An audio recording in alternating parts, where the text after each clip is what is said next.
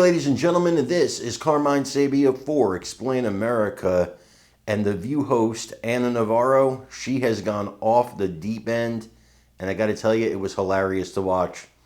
Before we get started, please make sure you like, comment, share, and subscribe.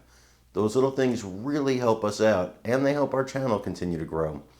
And if you're not watching us on YouTube, please visit that address in the lower right-hand corner. It's youtube.com/@explainamerica. And when you get there, please hit subscribe absolutely free. It really helps us out. Anna Navarro is also a frequent contributor to CNN. No great surprise there. She feels right at home. But see, CNN, well, it's changed a lot on certain shows, at least over the years. They feature more Republicans. And because of that, people like Anna Navarro are not just free like she is on The View to spread her talking points without getting pushback. And when she does, boy, she doesn't like it. This one Republican called her hysterical, and she was being hysterical on the show. And I mean, she went in total meltdown mode over this. And the argument became, instead of the argument on the merits, which she had already lost, it became about the argument about calling her hysterical. This is a common tactic of liberals. You're going to face this in your day-to-day life. They will, when you're beating them on a topic, they will call you names. They'll say you're a racist or some kind of phobe or some kind of ist or whatever they're gonna call you. What you have to do if you want to win that debate is ignore that. Say, okay, great, you think that, that's fine, whatever. Let's get back to the topic. Because what they desperately want to do is divert your attention from the topic they know they've already lost and put you into a never-ending loop of defending yourself against something that you're not guilty of and that they're never going to say you're not guilty of. Don't fall for that trap.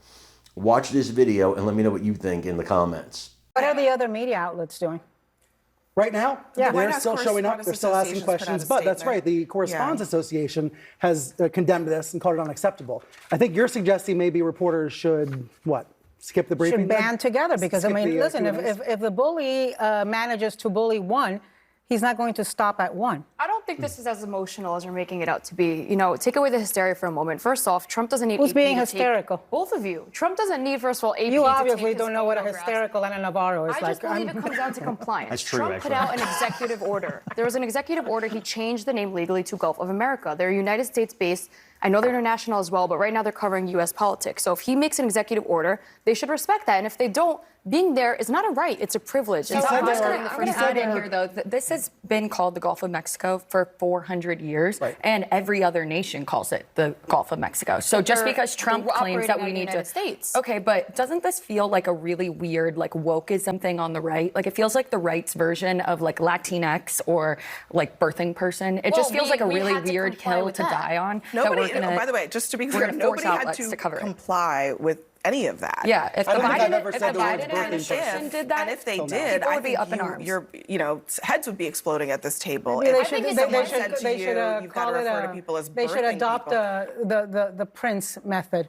Just have a little symbol called the Gulf, formerly known as the Gulf of Mexico, which should now be called whatever the hell. There's a much broader. There's also whatever the hell he wants. But there's a much broader danger. Today it's the Gulf of Mexico or the Gulf of America. Tomorrow, what is it?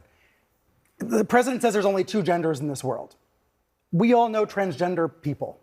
What happens when the AP reports on transgender Americans? What happens when CNN or ABC or the New York Times? Okay, are those the next outlets to be punished? I believe that there's two genders, and then Biden tells me that there's 73. I don't comply with that. Yeah, but the Biden administration isn't barring Fox News from covering press conferences. Right, he's not going to ban you from and Trump coming to the White House because you have a different belief. Well, for the last 2 days, though, the AP has been blocked from attending events that it's attended for decades. Executive order. No, I really would rather you not refer to me as hysterical for expressing an opinion. I think that's incredibly disrespectful. I don't do it to you. Why do you